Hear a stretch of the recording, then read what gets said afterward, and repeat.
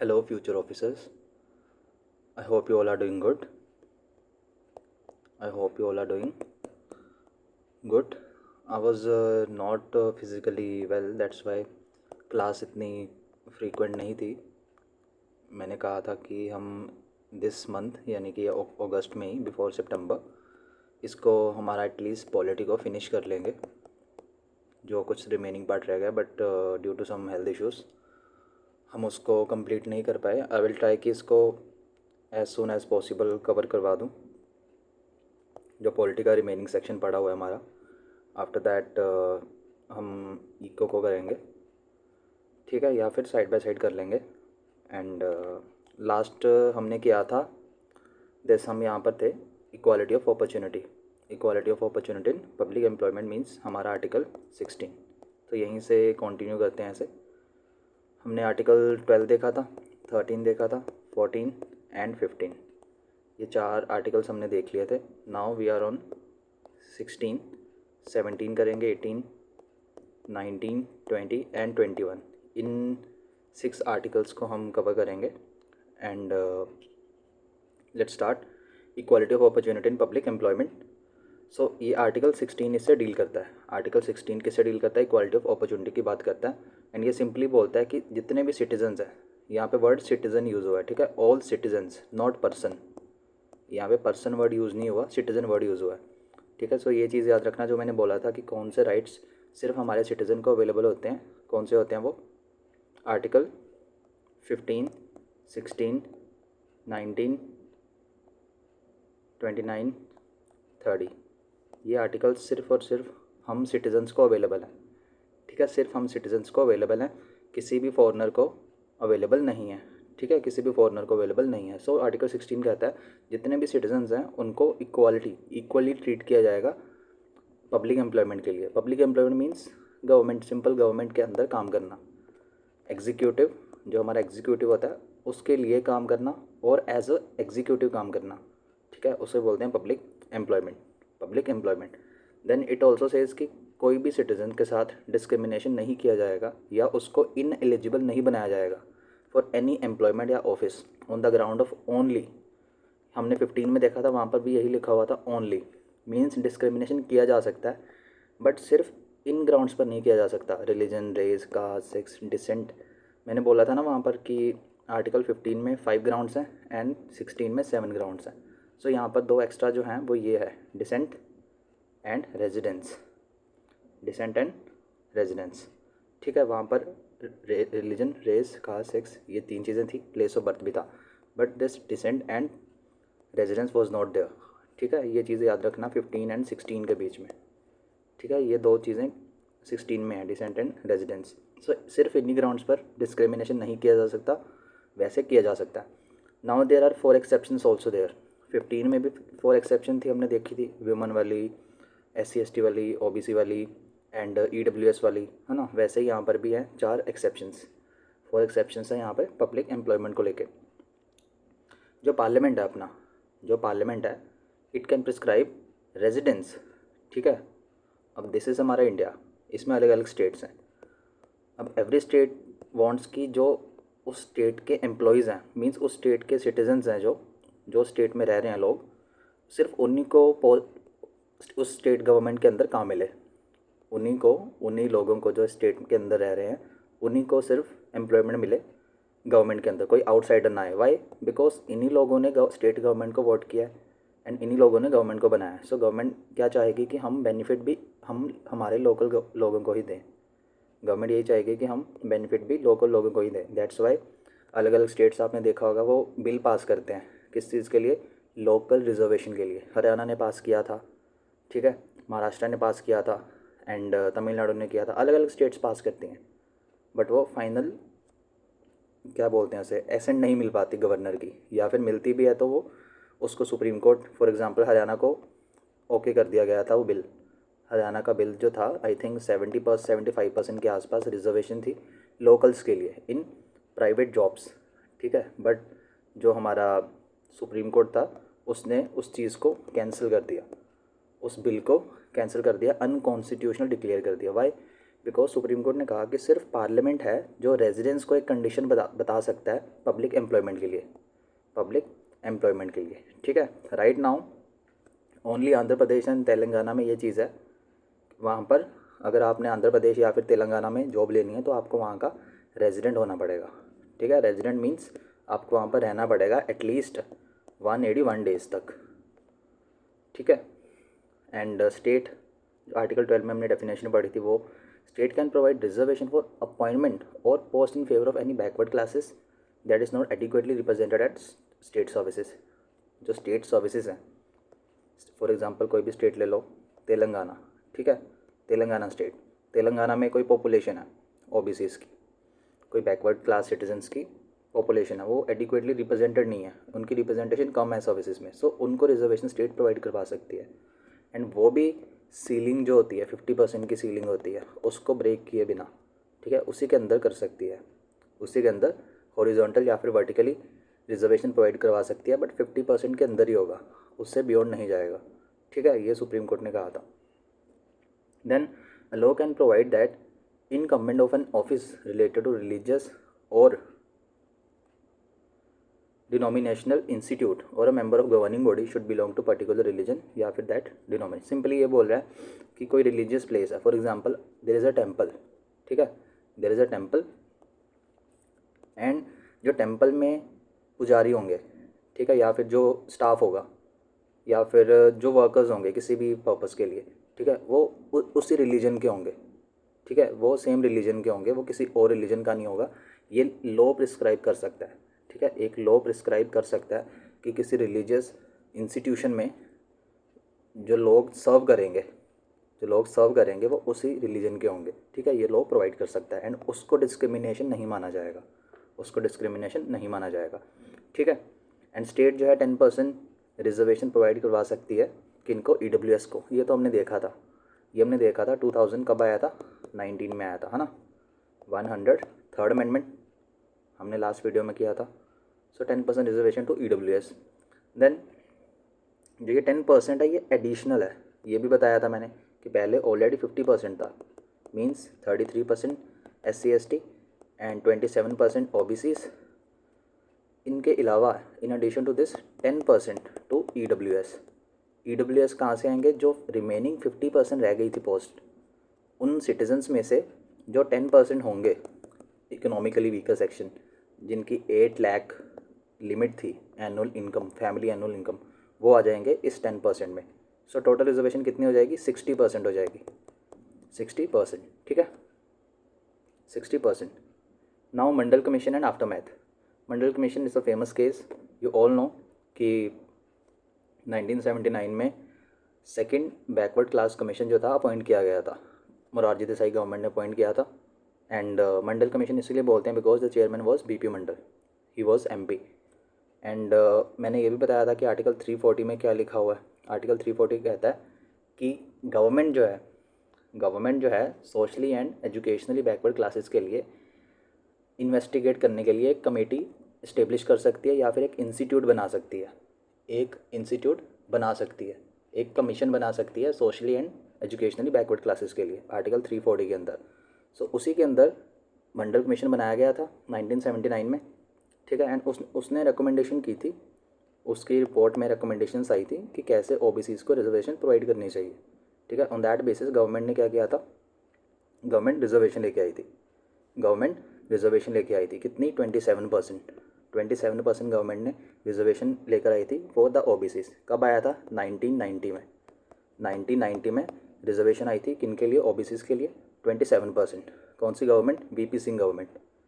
ठीक है, VP Singh government लेके आई थी एंड ये 27% एडिशनल था बिकॉज ऑलरेडी 33% था फॉर SC/STs। ठीक है, SC/ST के लिए ऑलरेडी 33% था, ये 27% जो था ये एक्स्ट्रा था OBCs के लिए। वो लोग जो SC/ST में नहीं आते, जो SC/ST में नहीं आते उनको OBC में कंसीडर किया जाएगा। एंड इनमें भी सुप्रीम कोर्ट ने कहा था क्रीमी लेयर। क्रीमी लेयर कौन सी होती है, अगर आपकी एनुअल फैमिली इनकम 8 लाख से ज़्यादा है या फिर आप कुछ कंडीशंस को सेटिस्फाई कर रहे हो तो आप क्रीमी लेयर में आ जाओगे, तो आप आ जाओगे क्रीमी लेयर में। ठीक है, आप क्रीमी लेयर में आ जाओगे। एंड एंड ये 27% रिजर्वेशन तो प्रोवाइड कर दी थी, ठीक है। वीपी सिंह गवर्नमेंट जो थी 1990 में, इसने 27% रिजर्वेशन दे दी ओबीसीज को। Now we all know Narasimha Rao government for what purpose, LPG reforms. LPG reforms के लिए नरसिम्हा गवर्नमेंट फेमसली जानी जाती है। 1991 में नरसिम्हा गवर्नमेंट ने 2 चेंजेस किए इस चीज़ में। चेंजेस क्या थे? इसने कहा कि हम जो पुअरर सेक्शन है ओबीसीज का, उनको क्या करेंगे, उनको प्रायोरिटी देंगे। For example there is a person 8 lakh limit है ना। So if someone is earning 7 lakh, on other hand कोई 1 लाख अर्न कर रहा है, so there is a huge difference between both of this. ये 1 लाख अर्न कर रहा है एनुअली, ये 7 लाख कर रहा है। लिमिट क्या है? आपकी 8 लाख से कम होनी चाहिए इनकम, तो आप ओबीसी में कंसीडर किए जाओगे, ठीक है। अब जो 7 लाख अर्न कर रहा है एंड जो 1 लाख अर्न कर रहा है, इन दोनों में डिफरेंस ज़्यादा है। मीन्स 1 लाख वाला ज़्यादा डिजर्विंग है, उसको ज़्यादा ज़रूरत है रिजर्वेशन की इकोनॉमिकली, अगर हम इकोनॉमिक क्राइटेरिया को देखें। सो वीपी सिंह नरसिम्हा गवर्नमेंट ने कहा था कि जो वीकर सेक्शन होगा ओबीसीज में, हम उनको प्रायोरिटी देंगे। एंड इस नरसिम्हा राव गवर्नमेंट ने 10% एक्स्ट्रा रिजर्वेशन इंट्रोड्यूस की थी ईडब्ल्यूएस के लिए। जो ईडब्ल्यूएस का कॉन्सेप्ट है, ये नरसिम्हा राव गवर्नमेंट से स्टार्ट हो गया था। इन्होंने 10% रिजर्वेशन ये ऑलरेडी ले आए थे ईडब्ल्यूएस के लिए। बट हुआ क्या, सुप्रीम कोर्ट ने मंडल केस में 1992 में जो सेकंड प्रोविज़न थी 10% वाली, इसको अनकॉन्स्टिट्यूशनल डिक्लेयर कर दिया। वाई? बिकॉज सुप्रीम कोर्ट ने कहा था कि देर इज़ 50% सीलिंग, आप इस 50% को ब्रेक नहीं कर सकते, ठीक है। 50% को ब्रेक नहीं कर सकते। दैट्स वाई सुप्रीम कोर्ट ने इस सेकंड प्रोविज़न को 10% रिजर्वेशन फॉर ईडब्ल्यूएस, उसको क्या कर दिया था, अनकॉन्स्टिट्यूशनल डिक्लेयर कर दिया था। एंड जो फर्स्ट प्रोविज़न थी पुअरर सेक्शन वाली, इसको अप्रूव कर दिया था। एंड इसी चीज़ को बोलते हैं क्रीमी लेयर, इसी चीज़ को क्रीमी लेयर बोलते हैं, ठीक है। नाउ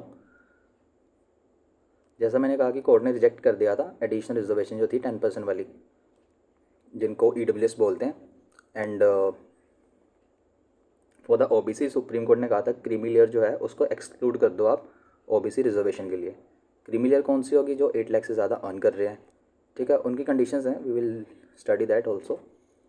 एंड सुप्रीम कोर्ट ने यह भी कहा था कि कोई रिजर्वेशन नहीं दी जाएगी प्रमोशंस में, ठीक है। रिजर्वेशन सिर्फ अपॉइंटमेंट में मिलेगी, बट प्रमोशन के लिए आप रिजर्वेशन नहीं दी जाएगी, ठीक है। प्रमोशन के लिए रिजर्वेशन नहीं दी जाएगी। एंड अगर कोई रिजर्वेशन ऑलरेडी एग्जिस्ट कर रही है प्रमोशन के लिए, तो सिर्फ 5 ईयर्स तक रहेगी, 5 ईयर्स तक रहेगी उस जजमेंट के बाद, ठीक है। एंड जैसा मैंने कहा कि 50% सीलिंग ब्रेक नहीं होनी चाहिए, सुप्रीम कोर्ट ने कहा था, एक्सेप्ट इन एक्स्ट्राऑर्डिनरी सिचुएशन 50% सुप्रीम कोर्ट ने सीलिंग लगा दी थी। एंड ये भी कहा था कि आप क्रीमी लेयर को एक्सक्लूड कर दो। एंड जो कैरी फॉरवर्ड रूल था, carry forward means for example ये एक्स ईयर है, ये वाई ईयर है, ठीक है। X year and Y year, इसमें 100 वैकेंसीज थी। एंड वाई ईयर जो था, इसमें 50 वैकेंसीज न्यू आई, ठीक है। अब इस साल ये वैकेंसीज़ को गवर्नमेंट ने फुलफ़िल नहीं करवाया थ्रू एग्ज़ाम्स। गवर्नमेंट क्या करेगी, इसको कैरी फॉरवर्ड करके ऐड कर देगी 50 के साथ। टोटल कितनी हो जाएंगी हमारी? 150 हो जाएंगी, ठीक है। सो सिंपल ये कहा कि कैरी फॉरवर्ड रूल जो है अनफुलफिल्ड, जिसको बैकलॉग वैकेंसीज बोलते हैं, वो वैलिड है, बट वो 50% से ज़्यादा नहीं होनी चाहिए। It is not important at all, ठीक है। ये इंपॉर्टेंट नहीं है, सिंपल। सुप्रीम कोर्ट ने ये कहा था कि आप एक स्टैट्यूटरी बॉडी बनाओ।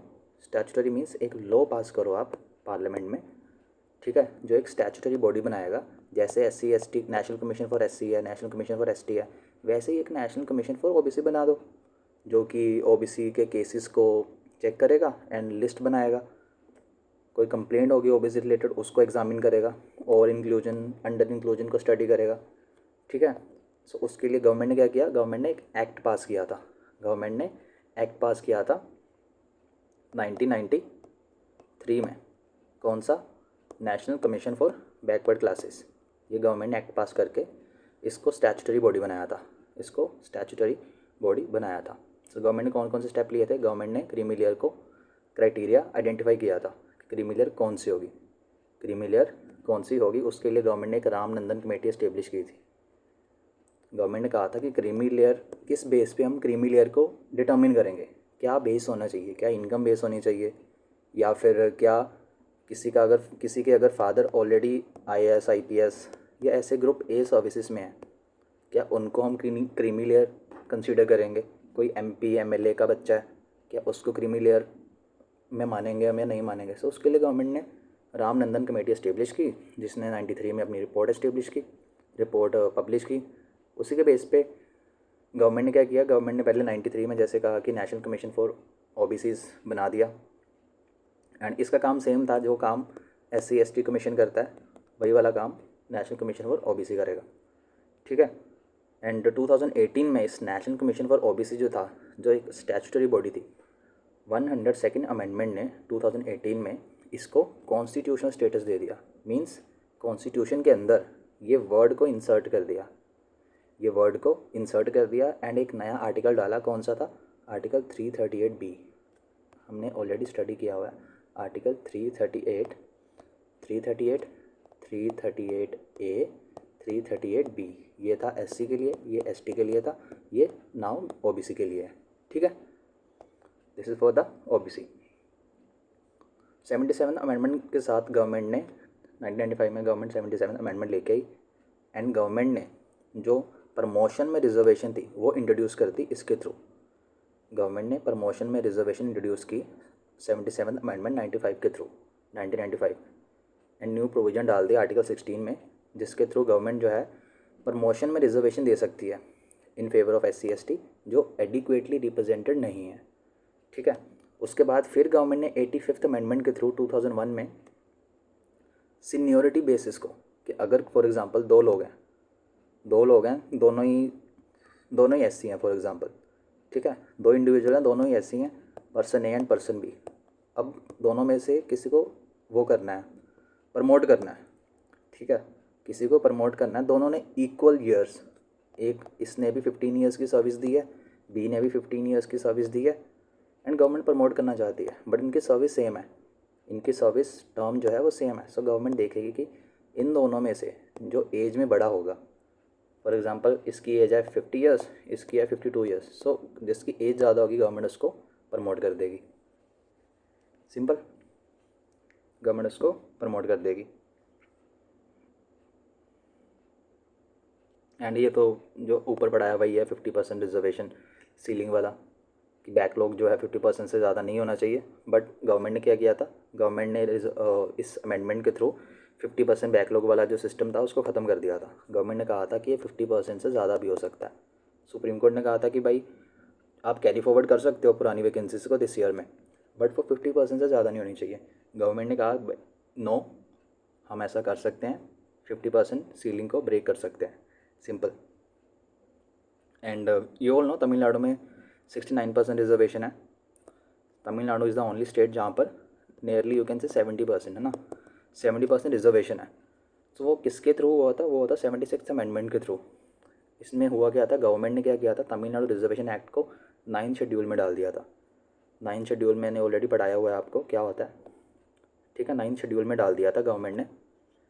एंड 9 शेड्यूल में जो चीज़ें होती हैं उसको आप पहले 1973 जो केशवानंदा भारती केस था, उससे पहले जितने भी एक्ट हैं उनको सुप्रीम कोर्ट जुडिशियल रिव्यू नहीं कर सकता। बट आफ्टर दैट, उस डेट के बाद जितने भी ऐड हुए हैं उनका जुडिशियल रिव्यू हो सकता है अंडर 9 शेड्यूल, ठीक है, under 9 schedule. Now reservation for EWS, economically weaker section in public employment, same चीज़ है। जो एक्सेप्शन डी थी जिसमें 10% की बात की गई है कि 10% रिजर्वेशन दी जाएगी EWS को, वो सिंपली 103rd अमेंडमेंट के थ्रू ऐड किया गया था। 103rd amendment, simple. I hope this is clear, ठीक है। एंड जो scientific post and technical post हैं, साइंटिफिक एंड टेक्निकल पोस्ट हैं जो, उनको एग्जम्प्ट किया गया, मींस उनको एक्सक्लूड किया गया रिजर्वेशन से, उनको एक्सक्लूड किया गया किस चीज़ से, रिजर्वेशन के लिए, ठीक है। बिकॉज इनकी अलग से रिक्वायरमेंट होती हैं, इनकी अलग से रिक्वायरमेंट्स होती हैं। अब साइंटिफिक पोस्ट है, फॉर एग्जांपल गवर्नमेंट को चाहिए bio scientist, biotechnology related scientist चाहिए, ठीक है। अब जिसके पास इस फील्ड में डिग्री होगी, नॉलेज होगी, सिर्फ उसी को वो पोस्ट दी जा सकती है। अब ऐसा नहीं होगा कि कोई भी पर्सन आएगा किसी भी बैकग्राउंड का, कहेगा कि मुझे इसके ऊपर रिजर्वेशन दो, मैं ये बनना चाहता हूँ ऑफिसर, ठीक है, बिकॉज मैं इस कैटेगरी से बिलोंग करता हूँ। वो नहीं होगा, बिकॉज वो टेक्निकल पोस्ट है, वो साइंटिफिक पोस्ट है, ठीक है, उसके लिए वो पर्टिकुलर डिग्री पर्टिकुलर क्वालिफिकेशन होना नेसेसरी है। I hope this is clear. Now moving on to article 16 हो गया हमारा। Now article 17। 17 we all know untouchability. It says abolition of untouchability. Untouchability होता क्या है? It is not only literal meaning, grammatically क्या होता है अनटचेबल, जिसको हम टच नहीं कर सकते। ठीक है, ये ग्रामेटिकल मीनिंग है। बट सुप्रीम कोर्ट ने कहा है, क्या कहा था सुप्रीम कोर्ट ने? Not supreme court but Mysore high court, जो मैसूर हाई कोर्ट था उसने कहा था कि अनटचेबिलिटी जो है वो ग्रामेटिकल मीनिंग नहीं है कि अनटचेबल मीन्स हम इसको टच नहीं कर सकते, वो मीनिंग नहीं है। अनटचेबल का मतलब ज़्यादा डीपर है। ठीक है, कि वो प्रैक्टिस जो हिस्टोरिकली चलती आ रही है, जिसके कारण हो क्या रहा है कि सोशल डिसेबिलिटीज़ इम्पोज की जा रही हैं, सोशल डिसेबिलिटीज़ इम्पोज की जा रही हैं कुछ क्लासेस ऑफ पर्सन के ऊपर, only on the basis of their birth. कि भाई तुम्हारा बर्थ जो है, तुम्हारा जन्म जो है इस कास्ट के अंदर हुआ है, इसलिए तुम ये चीज़ नहीं कर सकते, तुम इसलिए ये चीज़ नहीं कर सकते। ठीक है, तुम मुस्टैचेस नहीं रख सकते। ठीक है, तुम अपनी मैरिज में घोड़ी पे नहीं चढ़ सकते, तुम जो है पब्लिक वेल नहीं यूज़ कर सकते। ठीक है, सो ये चीज़ें जो हैं ये ट्रू डिसेबिलिटी है, इसी को बोलते हैं अनटचेबिलिटी। ठीक है, ये जो एक्सक्लूजन है आपका, एक्सक्लूजन है फ्रॉम सोशल एक्टिविटीज़ से जो आपका एक्सक्लूजन है, रिलीजियस एक्टिविटी से जो आपका एक्सक्लूजन है कि आप टेंपल नहीं जा सकते बिकॉज आप इस कास्ट से बिलोंग करते हो, आप वेदास नहीं पढ़ सकते बिकॉज आप इस कास्ट से बिलोंग करते हो। सो उस चीज़ को जो हाई कोर्ट था, मैसूर हाई कोर्ट, उसने बोला था कि ये चीज़ें एक्चुअल में अनटचेबिलिटी हैं, ना कि मैं तुमको टच नहीं करूँगा दैट इज़ अनटचेबिलिटी। वो चीज़ नहीं है, बट ये डीपर है। ठीक है, so this is the meaning कि अनटचेबिलिटी का मीनिंग क्या है। एंड गवर्नमेंट ने अनटचेबिलिटी ऑफेंसेस एक्ट पास किया था 1955 में। 1955 में गवर्नमेंट ने अनटचेबिलिटी ऑफेंस एक्ट पास किया था कि इस चीज़ को हम रोकना चाहते हैं। फॉर दैट पर्पस हम ये एक्ट लेके आ रहे हैं, जो भी पर्सन इस चीज़ को प्रैक्टिस करेगा उसको पनिश किया जाएगा। 1976 में गवर्नमेंट ने इसको अमेंड किया एंड रीनेम करके इसका नाम रख दिया protection of civil rights act. Protection of civil rights act, इसका स्कोप एनलार्ज किया गया, इसमें न्यू चीज़ें ऐड की गई, इसमें न्यू ऑफेंसेस ऐड किए गए जो पहले नहीं पता थे। Simple article 17। And supreme court ने कहा है कि आर्टिकल 17 जो है वो ना सिर्फ पब्लिक एग्जीक्यूटिव के ऊपर एप्लीकेबल है बल्कि प्राइवेट इंडिविजुअल के ऊपर भी एप्लीकेबल होता है। प्राइवेट इंडिविजुअल मीन्स कोई सिटीज़न है। ठीक है, आप एक सोसाइटी में रहते हो, उस सोसाइटी में एक वेल है, कुआं है एक। ठीक है, दिस इज़ योर हाउस, ये पर्सन एक्स का हाउस है, ये आप जेड हो। ठीक है, आप जी हो, ये पर्सन एक्स है, एंड आप लोअर कास्ट से बिलोंग करते हो फॉर एग्जांपल। ठीक है, and this person can access this well and he says कि तुम इस वेल को एक्सेस नहीं कर सकते बिकॉज तुम इस कास्ट से बिलोंग करते हो। Now you can go to supreme court कि ये मुझे एक्सेस नहीं करने दे रहा because he or she is a private person, private individual. ठीक है, इसके अगेंस्ट आप सुप्रीम कोर्ट में जा सकते हो। यही सुप्रीम कोर्ट ने कहा है कि आर्टिकल 17 जो है आपके प्राइवेट इंडिविजुअल के अगेंस्ट भी काम करता है, प्राइवेट इंडिविजुअल के अगेंस्ट भी काम करता है। फॉर एग्जांपल कोई शॉपकीपर है, अब शॉपकीपर ये नहीं कह सकता कि मेरी शॉप से सिर्फ इसी कास्ट के पर्सन जो है सामान खरीदेंगे, या कोई थिएटर है।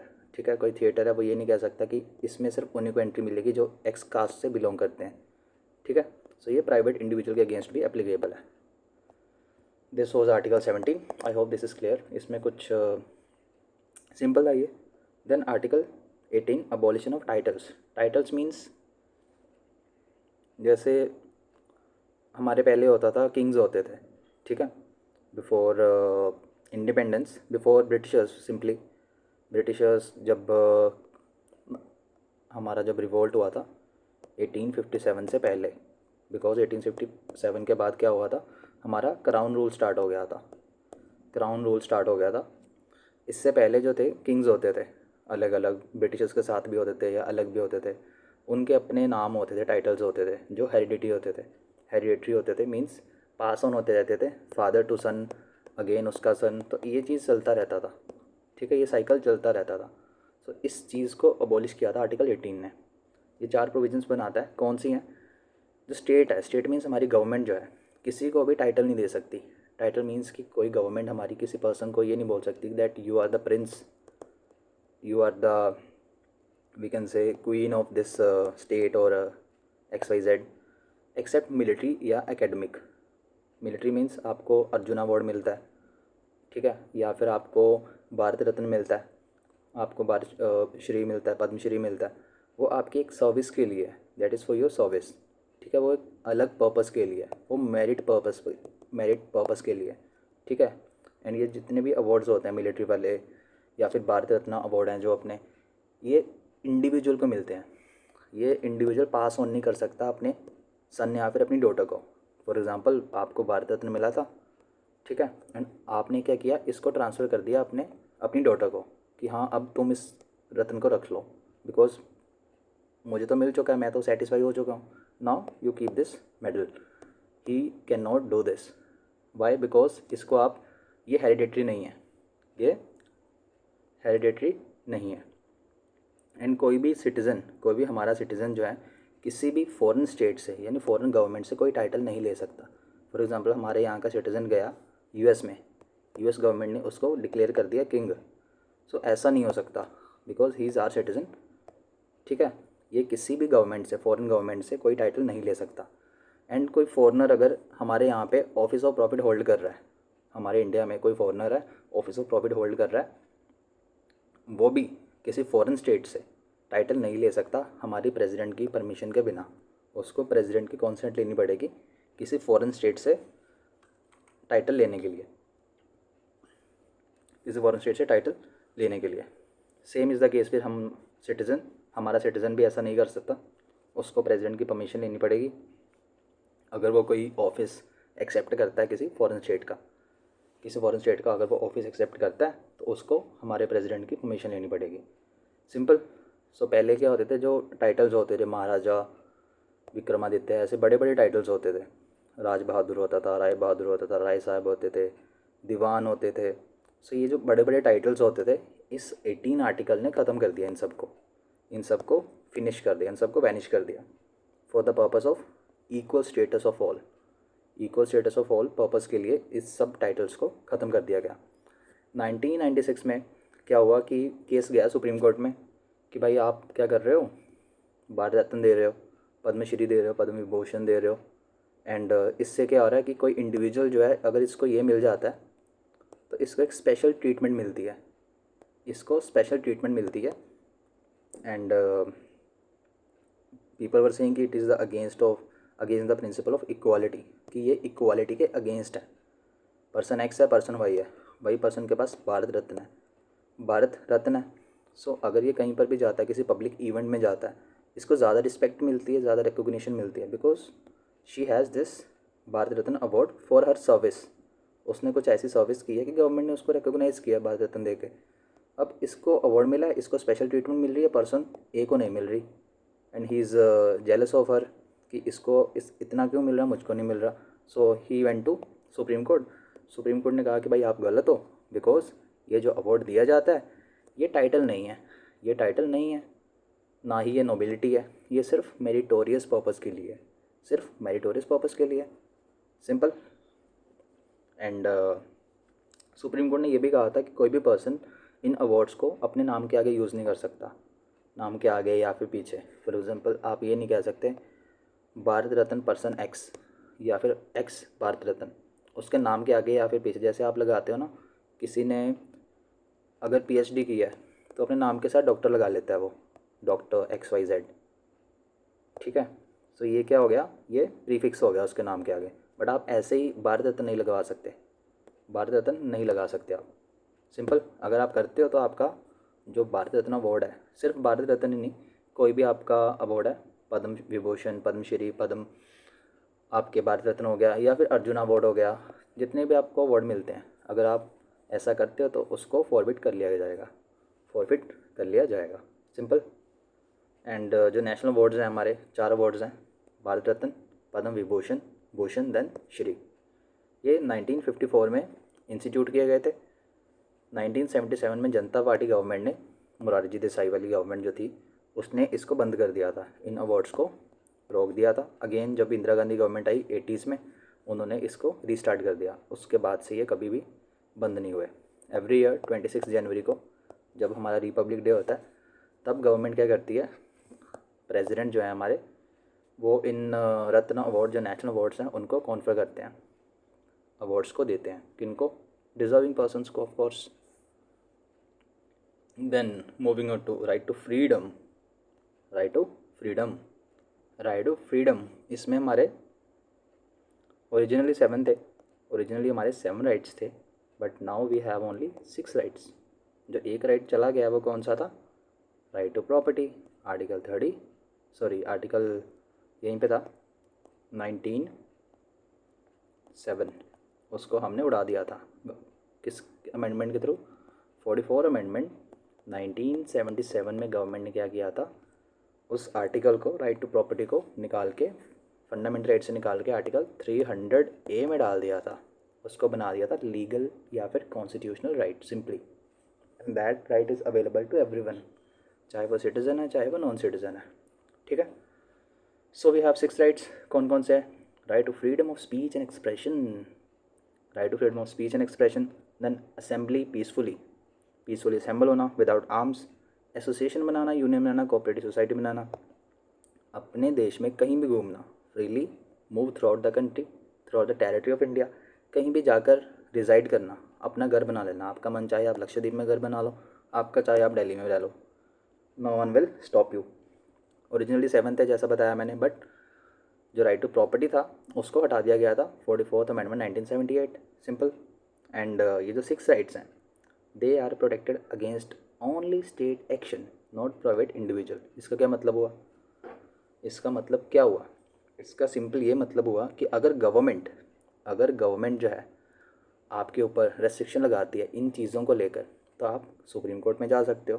बट अगर कोई प्राइवेट इंडिविजुअल लगाता है, फॉर एग्ज़ाम्पल आप काम कर रहे हो एक ऑर्गेनाइजेशन में, फॉर एग्ज़ाम्पल आप TCS में काम कर रहे हो, आप इंजीनियर हो, सॉफ्टवेयर इंजीनियर, TCS में लगे हुए हो आप, एंड आपका मन कर रहा है कि आप गाने बजाओ वहाँ पर, इट्स लंच टाइम 2 PM, 2 बज रहे हैं एंड लंच टाइम है, आपका मन कर रहा है कि आप गाने बजाओ अच्छे से, फुल वॉल्यूम पे आपने बजाने स्टार्ट कर दिए।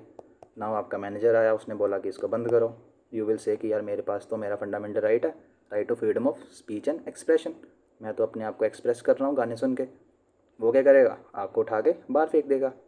Y, because it is his organization, he or she has to manage this, for that purpose you cannot do this in a private place against private individual। अगर स्टेट गवर्नमेंट, स्टेट मीन्स वही वाला article 12 वाला, अगर government बोलती है कि भाई आप इंटरनेट यूज़ नहीं कर सकते 24 आवर्स के लिए, या फिर गवर्नमेंट ने बंद ही कर दिया इंटरनेट 6 मंथ के लिए, you can go to supreme court कि भाई it is my right to freedom of speech and expression, I am not able to access internet, it is my exams, I have to study. So supreme court क्या करेगा, government को डांटेगा कि भाई आप इसको internet provide करो, उस चीज़ के लिए आप जा सकते हो, बट प्राइवेट इंडिविजुअल के लिए नहीं जा सकते, simple. I hope this is clear. And ये राइट सिर्फ और सिर्फ हम सिटीजन्स को अवेलेबल है, we are privileged that we have this right, ठीक है। फॉरनर को, किसी भी लीगल पर्सन को ये अवेलेबल नहीं है। एंड ऑफ कोर्स स्टेट जो है इसके ऊपर रिस्ट्रिक्शंस लगा सकती है, एंड सिर्फ उन्हीं ग्राउंड्स पर रिस्ट्रिक्शन लगा सकती है जो आर्टिकल 19 में लिखे हुए हैं, किसी और के ऊपर नहीं लगा सकती। आर्टिकल 19 हर फ्रीडम के लिए आपको कुछ रेस्ट्रिक्शंस प्रोवाइड करता है, गवर्नमेंट सिर्फ उन्हीं रेस्ट्रिक्शंस को यूज़ कर सकती है, ठीक है। पहले हम आते हैं freedom of speech and expression, article 19(1), simple 19A कह सकते हो आप। ये कहता है कि हर सिटीज़न को राइट है एक्सप्रेस करने का अपने व्यूज़, ओपिनियंस, बिलीव्स, अपनी कन्विक्शंस फ्रीली आप बोल के कर सकते हो, इंस्टाग्राम पे लिख के कर सकते हो, प्रिंट करवा सकते हो, आप अपनी फ़ोटो डाल सकते हो स्नैपचैट पे, या फिर किसी और तरीके के थ्रू आप अपने आप को एक्सप्रेस कर सकते हो, किसी और चीज़ के थ्रू आप अपने आप को एक्सप्रेस कर सकते हो। हमारे सुप्रीम कोर्ट ने कहा है कि freedom of speech and expression के अंदर कौन कौन सी चीज़ें आती हैं, इसमें you can propagate your own views, आप अपनी बात रख सकते हो एंड दूसरों की बात भी रख सकते हो। For example there is a group, under privilege group है, वो अपनी वॉइस को रेज़ नहीं कर पा रहा।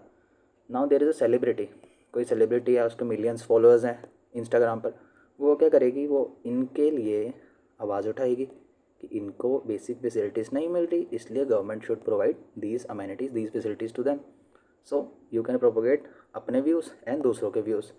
फ्रीडम ऑफ प्रेस जो आप देखते हो, पूछता है भारत अर्नब के साथ, वो क्या है? Freedom of press. Then you read your the Hindu newspaper, that is freedom of press. Commercial advertisement, Red Bull gives you wing, वो क्या है? वो भी फ्रीडम ऑफ स्पीच है। Then right against tapping of telephone conversation, you are talking to your someone, आप किसी से बात कर रहे हो जो आपको पसंद है, ठीक है, and someone is tapping your call, वो कोई और सुन रहा है, कोई और भी सुन रहा है जो आप बात कर रहे हो उसके साथ, सो उसके अगेंस्ट प्रोटेक्शन आपको कौन देगा? आर्टिकल 19(1) देगा। Then freedom against, right against bandh called by political party या फिर ऑर्गेनाइजेशन, कोई भी इशू होता है, पॉलिटिकल पार्टी जो होती है, अगर कोई मेजर इशू है या फिर मेजर इशू नहीं भी है, सिंपली पॉलिटिकल पार्टी जो है उस स्टेट में या फिर उस एरिया में बंद बुलाती है। बंद मीन्स कि कोई भी एक्टिविटी नहीं होगी इस पर्टिकुलर डे पे या फिर इतने आवर्स के लिए, ठीक है, उसके against right. Then right to know about government activities, RTI, right to information, RTI file कर सकते हो, पता कर सकते हो गवर्नमेंट में कितनी जॉब्स पड़ी हैं, क्या है क्या नहीं है। फ्रीडम ऑफ साइलेंस, आपका नहीं मन कर रहा बोलने का, no one can force you to talk something, to say something, ठीक है। Then right against imposition of pre censorship on a newspaper, कि आप ये पब्लिश नहीं कर सकते, आप ऐसा नहीं लिख सकते गवर्नमेंट के अगेंस्ट, आप ये पिक्चर नहीं डाल सकते। राइट अगेंस्ट पिक्टिंग या फिर demonstration, right to demonstration, demonstration का मतलब क्या होता है? अपने बिलीव्स को एक्सप्रेस करना, या फिर फॉर एग्ज़ाम्पल इसमें एग्ज़ाम्पल आएगी, कौन सी एग्ज़ाम्पल आएगी? या फॉर एग्ज़ाम्पल रथ यात्रा, रथ यात्रा, जो रथ यात्रा जो होती हैं ये क्या होती है? ये डेमोन्स्ट्रेशन होती है। So you have the right to demonstrate but not right to strike, ठीक है। डेमोन्स्ट्रेशन अलग होता है बट राइट टू स्ट्राइक नहीं है। राइट टू स्ट्राइक क्या होता है? एक फैक्ट्री है, ऑर्गेनाइजेशन है, ठीक है, फैक्ट्री ने कोई आपकी सैलरी इंक्रीज़ नहीं की या फिर कोई फैसिलिटी आपको प्रोवाइड नहीं की, सिंपली आपकी कोई डिमांड फुलफिल नहीं की, आप करते हो स्ट्राइक कि हम इतने दिन या फिर इतने आवर्स तक काम नहीं करेंगे, उसको बोलते हैं strike. So right to strike is not a fundamental right. Right to strike आपका फंडामेंटल राइट नहीं है, ये भी याद रखना, it is a previous year question, ठीक है। नाउ स्टेट, ये देख लिया हमने आर्टिकल 19 का फर्स्ट, जो स्टेट है वो रीजनेबल रेस्ट्रिक्शंस लगा सकती है आपके फ्रीडम ऑफ स्पीच एक्सप्रेशन पे। किन ग्राउंड्स पर? On the grounds of sovereignty and integrity of India, security of the state, friendly relation with the foreign states, public order, decency, morality, contempt of court, defamation and incitement to an offence. ये statement के ऊपर UPSC ने PYQ पूछा हुआ है। Defamation, incitement, contempt of court, ये word UPSC ने PYQ में एग्जैक्टली डिट्टो कॉपी पेस्ट मारे हुए हैं, ठीक है। सो जब भी पढ़ो ध्यान से पढ़ो। And this was it. In grounds पर हमारी गवर्नमेंट जो है आपके ऊपर रिस्ट्रिक्शन लगा सकती है कि आप कुछ ऐसा नहीं बोल सकते जिससे सिक्योरिटी ऑफ स्टेट डेंजर में आ जाए। आप ऐसा नहीं बोल सकते फॉर एग्ज़ाम्पल जिससे हमारे रिलेशन जो है किसी फॉरेन कंट्री के साथ वो कॉम्प्रोमाइज़ हो जाए, ठीक है। Moving next is freedom of assembly. Assembly का मतलब क्या होता है? सिंपली कहीं पर भी आपका ग्रुप असेंबल हो रहा है, ठीक है, you can assemble peacefully and without arms. आप क्या कर सकते हो? पब्लिक मीटिंग करवा सकते हो, डेमोन्स्ट्रेशन कर सकते हो, ठीक है, एंड प्रोसेशन कर सकते हो। एंड ये जो फ्रीडम ऑफ असेंबली है ये सिर्फ पब्लिक लैंड पर हो सकती है। फॉर एग्ज़ाम्पल कोई रोड है, बहुत बड़ा रोड है, या फिर कोई पब्लिक ग्राउंड है, ठीक है, उसमें आप असेंबल हो सकते हो पीसफुली, पीसफुली आप असेंबल हो सकते हो without arms, without arms. And आप वायलेंस नहीं कर सकते, कोई डिसऑर्डर क्रिएट नहीं कर सकते, राइट्स नहीं कर सकते। असेंबली का मतलब है सिंपल आप कोई ऐसे लीगल पर्पज़ के लिए जो पर्पस लीगल है। अब ऐसा नहीं है कि आप सब क्या करो, पब्लिक ग्राउंड है वहाँ पर जाओ एंड आप सब वहाँ पर जाकर 10-15 लोग आप गए दोस्त ग्राउंड पर, वहाँ पर जाकर आप क्या कर रहे हो? आप कुछ ऐसा काम कर रहे हो जो इलीगल है, जो इलीगल है। You have freedom of assembly but वो सिर्फ लीगल पर्पज़ के लिए, ठीक है, सिर्फ लीगल पर्पज़ के लिए। एंड इसमें भी राइट टू स्ट्राइक नहीं है। आप ये नहीं कह सकते कि मैं फैक्ट्री के बाहर हम 10 लोग बैठ के स्ट्राइक करेंगे because I have freedom to assembly, that is not the case. So simple. And आप ऑफ कोर्स पब्लिक पीस जो है उसको ब्रीच नहीं कर सकते, या फिर आप ऐसा नहीं है कि AK-47 लेके रोड पर खड़े हो जाओगे सारे के सारे, ऐसा भी नहीं हो सकता। आई hope this is clear and government जो है 2 ग्राउंड्स पर रिस्ट्रिक्शन लगा सकती है। कौन सी है? Sovereignty and integrity of India को प्रोटेक्ट करना and public order. Public order में क्या क्या आ जाएगा? ट्रैफिक भी आ जाएगा। अब दिल्ली में हो आप, ठीक है, दिल्ली का मेन रोड है जो आपकी पार्लियामेंट तक जाता है। अब आपने वहाँ पर कुछ इवेंट करवा दिया, आप 50-60 लोग इकट्ठे हो गए उस रोड पर, जिससे ट्रैफिक हो गया। अब एमपीज़ जो हैं, मिनिस्टर्स जो हैं, एक्सेस नहीं कर पा रहे किसको? पार्लियामेंट को, पार्लियामेंट बिल्डिंग को। सो गवर्नमेंट जो है रिस्ट्रिक्शन लगा सकती है इसके बेस पे कि आप भाई इस रोड के ऊपर कुछ भी नहीं कर सकते, बिकॉज पब्लिक ऑर्डर है, ट्रैफिक मैनेजमेंट है and sovereignty integrity of India है। I hope this is clear, I hope this thing is clear. Then ये तो आपको मैंने पहले भी बताया था कि जो सेक्शन 144 है सीआरपीसी का, ठीक है, अब तो सीआरपीसी ओवर हो चुका है। Now you can call it sunset CrPC, but section 144 जो है सीआरपीसी का अभी भी चल रहा है काफ़ी स्टेट्स में।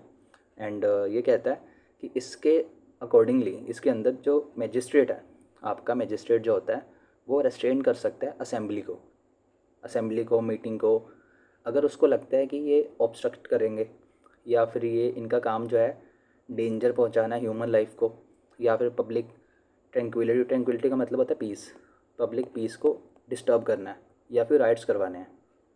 अगर उसको ऐसा फील होता है, ठीक है, मैजिस्ट्रेट को अगर ऐसा लगता है कि इनका पर्पस जो है वो पर्पस लेजिटिमेट नहीं है, तो वो रेस्ट्रिक्ट कर सकता है असेंबली को सेक्शन 144 के अंदर।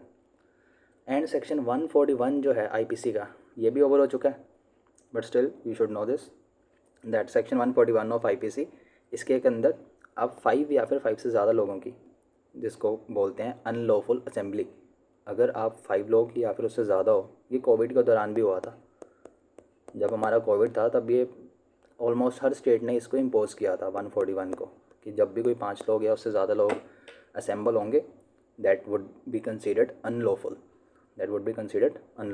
ये सारे पर्पस हैं, इसको देख लो, कुछ खास नहीं है इसमें, ना भी देखोगे इसको कोई इशू नहीं है, ये यूपीएससी ये नहीं पूछने वाला ग्राउंड कौन सा है, ठीक है। देन फ्रीडम ऑफ एसोसिएशन, जितने भी सिटीज़न हैं हमारे, ऑल सिटीज़न, मैंने बताया कि 19 सिर्फ सिटीज़न को अवेलेबल है, 19 सिर्फ हम सिटीजन्स को अवेलेबल है, ठीक है। कोई नेपाली कल को यहाँ पर आएगा और कहेगा कि मैंने यूनियन बनानी है अपनी, ठीक है, तो उसको नहीं मिलेगी जब तक वो सिटीज़न नहीं बन जाता, तब तक उसको ये चीज़ नहीं मिलेगी, सिंपल। सो सिटीज़न जितने भी हैं उनके पास राइट है एसोसिएशन बनाने का, यूनियन बनाने का, या फिर कोऑपरेटिव सोसाइटी बनाने का। एंड इस एसोसिएशन के अंदर बहुत सारी चीज़ें आती हैं। कौन कौन सी? आप अपनी पॉलिटिकल पार्टी बना सकते हो, कंपनी बना सकते हो, पार्टनरशिप फॉर्म बना सकते हो, आप क्लब बना सकते हो, आप कोई ऑर्गेनाइजेशन बना सकते हो किसी भी टाइप की।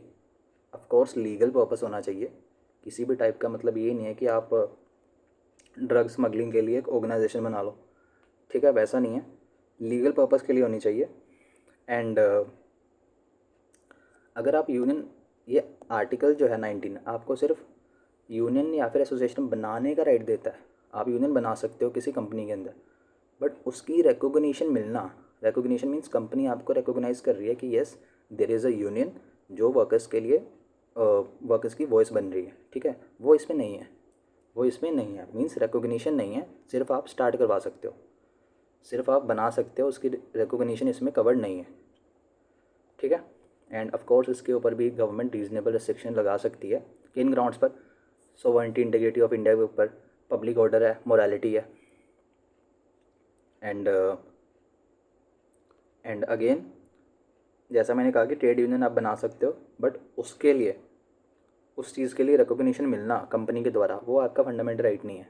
आप जस्ट बना सकते हो, बट ये कंपनी के ऊपर है, वो आपको रिकॉग्नाइज करती है या फिर नहीं करती, simple.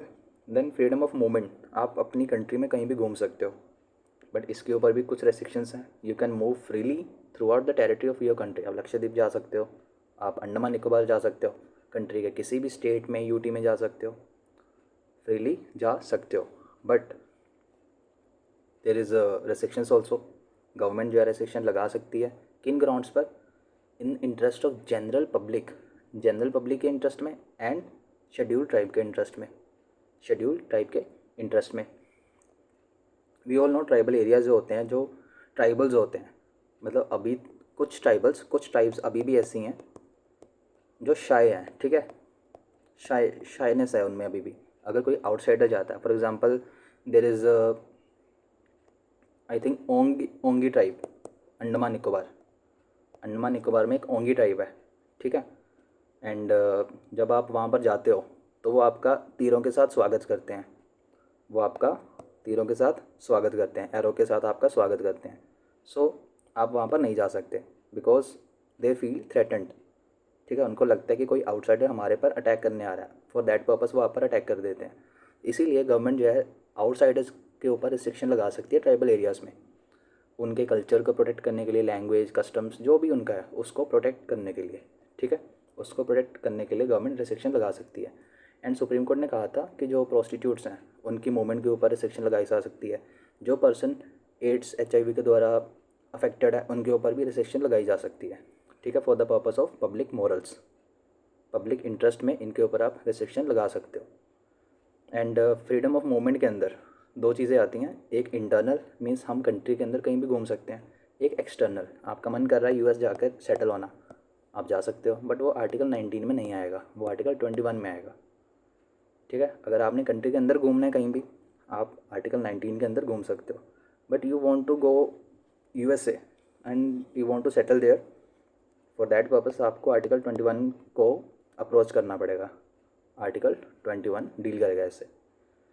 Then freedom of residence, अब आप घूम लिया, आपने पूरी कंट्री घूम ली, आपको अंडमान निकोबार पसंद आ गया, वाई, बिकॉज बीच है वहाँ पे, अलग अलग तरह की वेजिटेशन है, so you like Andaman Nicobar, simply you want to settle there, आप अपना वहाँ पर 3 BHK बनाना चाहते हो एंड सेटल होना चाहते हो, but there is tribal area Andaman Nicobar में, फॉर दैट पर्पस इसमें भी सेम चीज़ें हैं, आप सेटल हो सकते हो, कहीं भी सेटल हो सकते हो हमारी कंट्री में, कहीं भी घर ले सकते हो टेम्परेरी पर्पज़ के लिए, या फिर आप परमानेंटली भी सेटल हो सकते हो, but again there are restrictions, by same reason, दो ग्राउंड्स हैं, कौन सी, general public and schedule tribe. Tribal area में आप घर नहीं बना सकते, घर बनाओगे तो वो आपका तीरों के साथ स्वागत करेंगे, सिंपल, आपने घर बनाया, यहाँ पे ट्राइबल्स हैं, ये सभी ट्राइबल्स नहीं करते, मतलब कुछ ट्राइब्स हैं जो शाइनेस है उनमें, जैसे ओंगी ट्राइब है, जैसे मैंने बताया, ठीक है, ओंगी ट्राइब है। हुआ क्या था, एक बार कोई जा रहा था, आई थिंक सर्वे के लिए जा रहे थे लोग, ठीक है, हमारे मेनलैंड से सर्वे के लिए जा रहे थे उस Andaman Nicobar, they was Onge tribe, they felt कि समवन इज़ कमिंग, कि एक बोट में कुछ लोग आ रहे हैं, उनको लगा कि ये हम पर हमला करने आ रहे हैं, उन्होंने तीरों के साथ उनका स्वागत किया एंड उनमें से कुछ लोग इंजर्ड हो गए, ठीक है। फॉर दैट पर्पस गवर्नमेंट ने क्या किया, रेस्ट्रिक्शन लगा दी कि अगर कोई जाएगा इस पर्पस के लिए, उसके लिए आपको हमारे से परमिशन लेनी पड़ेगी, पहले से परमिशन लेनी पड़ेगी इस जाने के लिए, because it could be dangerous for you and for them also, ठीक है। देन अगेन वही जनरल पब्लिक वाला था कि right of outsider to reside in settle in tribal area is restricted, कोई बाहर का ट्राइबल एरिया में नहीं रह सकता, वाई, बिकॉज उनका कल्चर है, लैंग्वेज है, वो ख़राब हो जाएगी, ऐसे तो सारे के लोग ट्राइबल एरिया में आकर रहने लग जाएंगे, जो इनका कल्चर होगा यूनिक वो ख़त्म हो जाएगा, वो सबमर्ज हो जाएगा डोमिनेंट कल्चर के अंदर, simple. Then again supreme court ने कहा था कि प्रोस्टिट्यूट्स एंड जो हैबिचुअल ऑफेंडर्स होते हैं उनकी भी मूवमेंट के ऊपर, उनके रेजिडेंस के ऊपर भी बैन लगाया जा सकता है, ठीक है। So this was it. Then freedom of profession, अब आपने कंट्री घूम ली, आपने बोलना सीख लिया, आपने यूनियन बनाना सीख लिया, आपने असेंबल होना भी सीख लिया, नाउ आपने अपना घर भी बना लिया, रहने भी लग गए, फॉर दैट अब आपके पास आपको कोई काम चाहिए, यू वांट टू वर्क, ठीक है, आपने काम करना है, you want to have a freedom of profession, for that purpose there is also right, जितने भी सिटीजन्स हैं वो कोई भी काम कर सकते हैं, कोई भी काम, ओनली लीगल, जो लीगल है, ऐसा नहीं है कि आप ड्रग को स्मगल कर रहे हो, आप गांजा बेच रहे हो, ठीक है, ये काम आप नहीं कर सकते, आप करेंसी फॉरफिट कर रहे हो, ये काम आप नहीं कर सकते, जो लीगल काम है सिर्फ आप वही कर सकते हो। एंड गवर्नमेंट जो है प्रोफेशनल या फिर कोई टेक्निकल पोस्ट है उसके लिए क्वालिफिकेशन प्रिस्क्राइब कर सकती है, उसके लिए क्वालिफिकेशन प्रिस्क्राइब कर सकती है। देन गवर्नमेंट जो है खुद कोई ट्रेड बिजनेस इंडस्ट्री को संभाल सकती है। फॉर एग्जांपल हमारी रेलवे है, अब आपके पास फ्रीडम ऑफ पैशन है, प्रोफेशन है, बट आप ये नहीं कह सकते कि भाई मैं अपनी रेलवे स्टार्ट करूँगा एंड ₹50 टिकट चार्ज करूँगा पर पर्सन। आप ये नहीं कर सकते। Why? Because state government means state जो है एम्पावर्ड है, कोई भी काम खुद कर सकती है, एक्सक्लूसिवली भी कर सकती है, whether to exclusion of citizen और अदरवाइज। मीन सिटीजन्स को उस ट्रेड से, बिजनेस से, इंडस्ट्री से या फिर सर्विस से एक्सक्लूड कर सकती है। जैसे हमारा रेलवे है, ठीक है, रेलवे जो है कम्प्लीटली गवर्नमेंट के अंडर है, मोनोपोली है, कोई और नहीं कर सकता, कोई और नहीं कर सकता। सिंपल। यहाँ पर भी लिखा हुआ है गवर्नमेंट जो है मोनोपोली भी कर सकती है या फिर सिटीजन्स के साथ कम्पीट भी कर सकती है। फॉर एग्ज़ाम्पल हमारी BSNL है एंड हमारी यहाँ पर जियो भी है, एयरटेल है, वोडाफोन है, ठीक है, 3-4 प्लेयर्स हैं एंड यहाँ पर गवर्नमेंट की BSNL है। सो ये क्या कर रही है, कम्पीट कर रही है सिटीज़न के साथ, बट रेलवे जो है मोनोपोली है। सिंपल। देन गवर्नमेंट को अगेन मोनोपोली जस्टिफाई करने की कोई ज़रूरत भी नहीं है। अब एटॉमिक है, जो एटॉमिक रिसोर्सेज हैं, ठीक है, वो भी हमारी स्टेट मोनोपोली है। उसके ऊपर भी गवर्नमेंट को कोई ज़रूरत नहीं है कि वो सुप्रीम कोर्ट में जाकर डिफेंड करे अपने डिसीजन को कि वाई हमने मोनोपोली की हुई है इस चीज़ पर। रेलवे के ऊपर भी गवर्नमेंट की मोनोपोली है, बट गवर्नमेंट को कोई ज़रूरत नहीं है अपने आप को डिफेंड करने की। सिंपल। देन ऑफ कोर्स इसमें वो वाला प्रोफेशन नहीं है जो इमोरल है, जैसे आप ह्यूमन ट्रैफिकिंग करना या फिर कुछ डेंजरस काम कर रहे हो, ऑफ कोर्स वो तो नहीं कर सकते। So this was article 19। Then we have article 20. Let's cover this also. I think it is let me check. Yeah, ये कर लेते हैं। Protection in respect of conviction for offence, article 20 है ये है आर्टिकल 20। ये क्या कहता है? ये सिंपली ये बोलता है, ये आपको प्रोटेक्शन देता है against arbitrary and excessive punishment to an accuse person, चाहे वो सिटीज़न हो चाहे वो फॉरनर हो। आर्टिकल 15, 16, 19, 29 एंड 30, ये 5 आर्टिकल्स याद रखना जो सिर्फ सिटीज़न को मिलते हैं।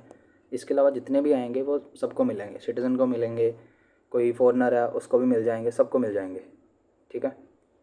ये आपको प्रोटेक्ट करता है एक्सेसिव पनिशमेंट से। आप अक्यूज़ड हो, आपने कोई क्राइम किया था एंड आप प्रूव्ड हो चुके हो, ठीक है, कि यस आपने क्राइम किया था। सो उस सिचुएशन में भी आपको कुछ राइट्स मिलते हैं, उसकी बात करता है आर्टिकल 20। ये क्या कहता है? No ex post facto laws, means आपने कोई ऐसा क्राइम कर दिया जिसके लिए कोई लॉ ही नहीं है। मीन्स आपने कोई लॉ को ब्रेक नहीं किया, आपने क्राइम तो किया है, उसके लिए कोई लॉ नहीं है, कोई लॉ को ब्रेक नहीं किया। सो ऐसा उस चीज़ के लिए आपको पनिशमेंट नहीं मिल सकती। ये कौन कहता है? आर्टिकल 20 कहता है। आर्टिकल 20 कहता है कि अगर आपने कोई ऐसा क्राइम किया जिसके लिए कोई पनिशमेंट नहीं है, जो पहले कभी हुआ नहीं है, सो उस चीज़ के लिए आपको पनिश नहीं किया जा सकता, एंड अगर आप गिल्टी हो किसी चीज़ के लिए, प्रूव्ड हो गए हो, 7 ईयर्स की पनिशमेंट है, बट गवर्नमेंट ने आपको 10 ईयर्स की पनिशमेंट दे दी। सो ऐसा भी नहीं कर सकती गवर्नमेंट। जितनी लॉ के अंदर लिखा हुआ पनिशमेंट सिर्फ उतनी ही मिल सकती है आपको, सिर्फ उतनी ही पनिशमेंट आपको दी जा सकती है। नो डबल जॉपर्डी, इसका मतलब क्या हुआ? आपको सेम ऑफेंस के लिए 2 बार पनिश नहीं किया जा सकता। नो सेल्फ इंक्रिमिनेशन, इसका मतलब क्या हुआ? कोई भी person accuse of any offence, किसी को भी कंपेल नहीं कर सकती गवर्नमेंट कि वो अपने अगेंस्ट विटनेस बने, कि वो जानबूझकर गवर्नमेंट, फॉर एग्जांपल आपने कोई क्राइम किया, सिंपली आपने कोई क्राइम कर दिया छोटा मोटा, ठीक है, एंड पुलिस ने क्या किया, आपको गन पॉइंट पे कहा कि आप इसको एक्सेप्ट करो कि आपने किया है, ऐसा नहीं कर सकती। दैट्स वाई जब भी पुलिस स्टेशन में जब भी आपकी वीडियो रिकॉर्डिंग भी होती है, अब तो वीडियो रिकॉर्डिंग होने लग गई है, जब भी आप एक्सेप्ट करते हो कि मैंने ये क्राइम किया है, उसको कोर्ट के अंदर माना नहीं जाता। कोर्ट पुलिस स्टेशन में ली गई जो भी अक्यूज़्ड का स्टेटमेंट होता है, अक्यूज़ ने कहा कि मैंने क्राइम किया था, ठीक है, पुलिस स्टेशन में, हमारा कोर्ट उसको बिलीव नहीं करता। वाई? बिकॉज कोर्ट नोज कि पुलिस तो गन पॉइंट पे भी इसको बुलवा सकती है, पुलिस के पास पावर है, पुलिस तो गन पॉइंट पे भी बोल सकती है कि आप इसको मानो कि भाई तुमने क्राइम किया है। एक्चुअल में क्या पता उसने ना भी किया हो। इसीलिए जो रिकॉर्डिंग्स होती हैं जो स्टेटमेंट्स होती हैं अक्यूज्ड की पुलिस स्टेशन में, उसको बिलीव नहीं किया जाता इन द कोर्ट, कोर्ट में बिलीव नहीं किया जा सकता। एंड जो क्रिमिनल एक्ट्स हैं, ठीक है, एक होता है रेट्रोस्पेक्टिव। इसका मतलब क्या होगा, गवर्नमेंट ने आज एक्ट पास किया एंड गवर्नमेंट ने कहा कि ये एप्लीकेबल होगा 1980 से, मीन्स 1980 से लेके जितने भी केसेस हैं इसके रिलेटेड, उन सबको इस एक्ट के अंदर डील किया जाएगा। गवर्नमेंट इसको कर सकती है बट सिर्फ सिविल मैटर्स के अंदर, सिर्फ सिविल मैटर्स के अंदर। सिंपल, गवर्नमेंट सिविल मैटर्स के अंदर, टैक्स मैटर्स के अंदर रेट्रोस्पेक्टिवली लॉ को एप्लीकेबल करवा सकती है, बट क्रिमिनली नहीं करवा सकती। अगर क्रिमिनली मीन्स क्रिमिनल केसेस में नहीं करवा सकती। आपने कोई ऐसा क्राइम कर दिया जिसके लिए कोई लॉ नहीं था और अब गवर्नमेंट ने एक्ट पास किया, गवर्नमेंट ने कहा कि ये एप्लीकेबल होगा 2 साल पहले से, मीन्स 2022 से ये लॉ एप्लीकेबल होगा, ऐसा नहीं हो सकता। सिर्फ सिविल या फिर टैक्स लॉ रेट्रोस्पेक्टिवली एप्लीकेबल हो सकता है, क्रिमिनल एप्लीकेबल नहीं हो सकता, क्रिमिनल एप्लीकेबल नहीं हो सकता। Simple, I hope this is clear. Article 20 clear है। Then moving on to next is हमारा सबसे फेवरेट आर्टिकल 21, जो हमें प्रोटेक्शन देता है। किससे? Protection of life and personal liberty.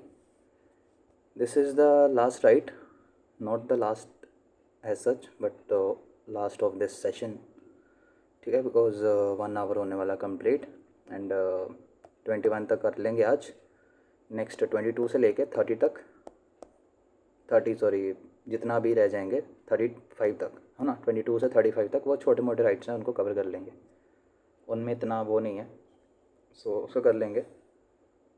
So protection of life and liberty, article 21, you all know, favourite right सबका। ये बोलता है कि कोई भी person, no person shall be deprived of his her life या फिर personal liberty except procedure established by law. ये सिंपली ये बोलता है कि गवर्नमेंट जो है ना, बाय लॉ आपकी लाइफ या फिर आपकी पर्सनल लिबर्टी को क्या कर सकती है, आपसे छीन सकती है, आपसे छीन सकती है। एंड ये राइट दोनों को मिलता है, हमको भी मिलेगा, कोई फॉरेनर आता है उसको भी मिलेगा, ठीक है। अब इसके रिलेटेड कुछ केसेस थे। फर्स्ट ऑफ ऑल 1950 में गोपालन केस गया, फेमस गोपालन केस 1950 में। सुप्रीम कोर्ट ने क्या कहा था? सुप्रीम कोर्ट ने कहा था कि गवर्नमेंट जो है ना, गवर्नमेंट जो है लॉ के द्वारा आपकी लाइफ ले सकती है, आपकी लाइफ से, आपकी पर्सनल लिबर्टी से गवर्नमेंट आपको डिप्राइव कर सकती है। गोपालन केस में कहा था सुप्रीम कोर्ट ने, ठीक है, गोपालन केस में कहा था आपको डिप्राइव कर सकती है।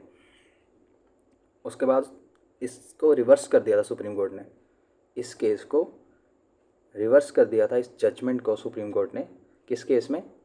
इन दिस केस, इन हमारे मेनका केस, मेनका गांधी केस था। सुप्रीम कोर्ट ने कहा कि जो गोपालन केस वाली जजमेंट थी वो नैरो थी, उसको काट दिया कि भाई हमसे गलती हो गई। बट सुप्रीम कोर्ट ने मेनका गांधी केस में इसकी वाइडर इंटरप्रिटेशन रखी। किसकी? आर्टिकल 21 की।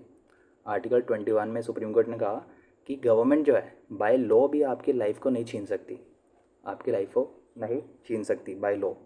इसने कहा फर्स्ट ऑफ ऑल हमको वो this procedure establish by law and due process of law को अंडरस्टैंड करना पड़ेगा टू रीड दिस, ठीक है। 2 तरीके होते हैं, एक due process of law and एक प्रोसीजर एस्टेब्लिश बाय लॉ। जो प्रोसीजर एस्टेब्लिश बाय लॉ है ये हमने लिया जापान से, ये हमने जापान से लिया। फर्स्ट ऑफ ऑल ये कहता है कि जो चीज़ लॉ के अंदर लिखी हुई है, जो चीज़ लॉ के अंदर लिखी हुई है वैसा ही सब कुछ होगा। एंड जो ड्यू प्रोसेस ऑफ लॉ है ये अमेरिकन कॉन्सेप्ट है, ये अमेरिकन कॉन्सेप्ट है। ये कहता है ड्यू प्रोसेस ऑफ लॉ कि गवर्नमेंट ने कोई एक्ट बनाया, फॉर एग्जांपल जुडिशरी जो है ना, ड्यू प्रोसेस ऑफ लॉ को इसके अंदर, ड्यू प्रोसेस ऑफ लॉ के अंदर इस लॉ को चेक करेगा कि जो गवर्नमेंट ने लॉ बनाया क्या ये जस्ट है, क्या ये लॉ फेयर है, क्या ये लॉ कोई डिस्क्रिमिनेशन तो नहीं कर रहा, या फिर ये लॉ वैलिड भी है या नहीं है, कॉन्स्टिट्यूशनल है या नहीं है। इसको बोलते हैं due process of law. Fairness check करना, फेयरनेस, इंटेंशन चेक करना कि गवर्नमेंट इस एक्ट को किसी गलत इंटेंशन से तो नहीं लेकर आई, उसको बोलते हैं ड्यू प्रोसेस ऑफ लॉ के अंदर चेक करना। सो जो ये वाला केस था हमारा, मेनका गांधी केस था, इसमें सुप्रीम कोर्ट ने इंट्रोड्यूस किया हमारा कौन सा कॉन्सेप्ट, हमारा due process of law. Supreme court ने कहा कि गवर्नमेंट जो है बाय लॉ आपकी लाइफ नहीं ले सकती, चाहे कॉन्स्टिट्यूशन के अंदर लिखा हुआ है, बट बाय लॉ गवर्नमेंट आपकी लाइफ को नहीं ले सकती। सो सुप्रीम कोर्ट ने इंट्रोड्यूस कर दिया ड्यू प्रोसेस ऑफ लॉ। ये भी क्वेश्चन पूछा हुआ है कि ड्यू प्रोसेस ऑफ लॉ किस केस में इंट्रोड्यूस हुआ था। सो ये हुआ था मेनका गांधी केस में। मेनका गांधी केस में ड्यू प्रोसेस ऑफ लॉ हमारा इंट्रोड्यूस हुआ था। ठीक है, अमेरिकन कॉन्सेप्ट है, फेयरनेस, जस्ट, रीजनेबिलिटी, इन सबको चेक करता है किसी लॉ की। आई hope this is clear. And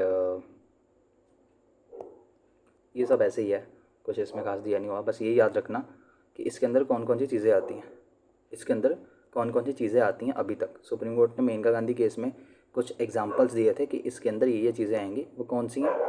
first is right to life, right to live with human dignity, then right to decent environment including pollution free water, air and protection against hazardous industries, right to livelihood, privacy, shelter, health, free education up to 14 years of age, free legal aid है आपकी, solitary confinement के against right, speedy trial, hand coughing. ये भी पूछा हुआ है supreme court ने कि हैंड कफिंग वाला जो है किस एक्ट के अंदर आता है, तो ये आपका आर्टिकल 21 के अंदर आता है। हैंड कफ करना, आपको हैंड कफ नहीं किया जा सकता। ठीक है, inhuman treatment, delayed execution, right to travel abroad, जैसा मैंने कहा था कि आप यूएस में जाना चाहते हो, जा सकते हो, आर्टिकल 21 के अंदर जा सकते हो। Then right against bonded labour, custodial harassment, then emergency medical aid, timely medical treatment in government hospitals, right not to be driven out of state, आपको ज़बरदस्ती कंट्री के बाहर नहीं फेंका जा सकता गवर्नमेंट के द्वारा। फेयर ट्रायल, देन प्रिजनर्स का right to have basic necessities, women's का right to be treated with decency and dignity, right against public hanging, then right to road, hilly areas में आपके पास रोड होना चाहिए, right to information, right to information ये भी पूछा हुआ है। ठीक है, राइट टू इन्फॉर्मेशन आपको लगेगा कंफ्यूज हो जाओगे आप 19 में एंड 21 में, सो याद रखना राइट टू इन्फॉर्मेशन 21 में। Right to reputation, right to appeal from a judgement of conviction, family pension का राइट, सोशल इकोनॉमिक जस्टिस का right, right against bar fetters, life insurance policy appropriate होनी चाहिए उसका राइट, राइट टू स्लीप, सोना चाहते हो आप। ठीक है, कोई आपका नेबर है 24/7 म्यूज़िक बजा रहा है, फुल लाउड होम थिएटर बजा रहा है, आप easily Supreme Court High Court में जा सकते हो because it is your right to sleep, वो डिस्टर्ब हो रहा है। Then noise pollution, again same चीज़ है। देन sustainable development, right to opportunity, ये सब आपके इसके अंदर आते हैं। लिस्ट बहुत लंबी है, ये मैंने आपको 35 दिए हैं यहाँ पर, लिस्ट बहुत लंबी है, इसमें बहुत सारे राइट्स आते हैं, मोर देन 50 प्लस राइट्स हैं इसमें जो चीज़ें आती हैं इसमें। ठीक है, सो वो आप समझ जाओगे, इतनी तो आपके पास आई थिंक वो अंडरस्टैंडिंग है कि आप कर सकते हो कि क्या क्या इसके अंदर हो सकता है। दिस वॉज इट, ये था हमारा आर्टिकल 21 कंप्लीटेड। 22 से लेके 35 तक हम एक ही वीडियो में उड़ा देंगे। ठीक है, and thank you for watching this session. कोई डाउट हो आपका, कोई क्वेरी हो, कोई क्वेश्चन हो, एनीथिंग आपको लगता है कुछ मिस कर दिया पार्ट या फिर कुछ गलत पढ़ा दिया, कोई मिस्टेक, कुछ भी, you can write that in the comment box down here, and if you are new you can hit the subscribe button if you like this, and thank you for watching. We'll meet you next class. Thank you.